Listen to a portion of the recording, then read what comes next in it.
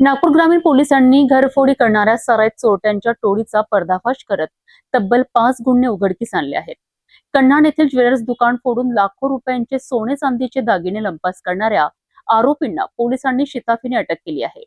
आरोपींकडून चोरीचा मुद्देमाल जप्त करण्यात आला असून आणखी अनेक गुन्ह्यांची त्यांच्या संबंध असल्याचा संशय व्यक्त केला जात आहे. कन्हान पोलीस स्टेशन हद्दीतील न्यू गोंडेगाव येथे 12 जुलै रोजी किशोर ज्वेलर्स या दुकानाचे शटर तोडून अज्ञात चोरट्यांनी सोने चांदीचे दागिने चोरी केले होते. या प्रकरणी कन्हान पोलिसांनी गुन्हा दाखल करून तपास सुरू केला आहे. तांत्रिक पुरावे आणि गुप्त माहितीच्या आधारे पोलिसांनी गौरव उर्फ तेलानी राजू राठोड आणि त्याच्या एका विधी संघर्षग्रस्त साथीदाराचा शोध घेतलाय. आरोपी रेल्वेने पडून जाण्याच्या तयारीत असल्याची माहिती मिळताच पोलिसांनी सापळा रचून कामठी रेल्वे स्थानक परिसरातून त्यांना ताब्यात घेतले. तपासादरम्यान या प्रकरणातील आणखी एक आरोपी साहिल किशोर लांचेवार यालाही पोलिसांनी अटक केली आहे. चौकशी दरम्यान आरोपींनी कन्हान आणि कोराडी परिसरातील घरफोडी व जबरी चोरीच्या 5 गुन्ह्यांची कबुली दिली आहे.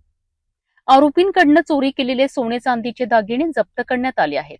हे आरोपी सर्राईत गुन्हेगार असून यापूर्वीही अशाच प्रकारच्या गुन्ह्यांमध्ये त्यांचा सहभाग असल्याचे समोर आले आहे.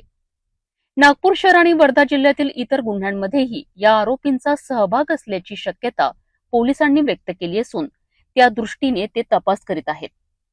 पोलीस अधीक्षक हर्ष पोद्दार, अपर पोलीस अधीक्षक अनिल मस्के, उपविभागीय पोलीस अधिकारी संतोष गायकवाड यांच्या मार्गदर्शनाखाली कन्हान पोलिसांच्या पथकाने ही यशस्वी कारवाई केली आहे. कन्हान पोलिसांच्या धडाकेबाज कारवाईमुळे घरफोडी करणाऱ्या टोळीचा मोठा पर्दाफाश झाला आहे. चोरीचा मुद्देमाल हस्तगत करण्यात पोलिसांना यश आले असून आरोपींच्या इतर गुन्ह्यांची तपास सुरू आहे. नागपूर गुन्हे पोलिसांच्या या कारवाईची सर्वत्र चर्चा होत आहे.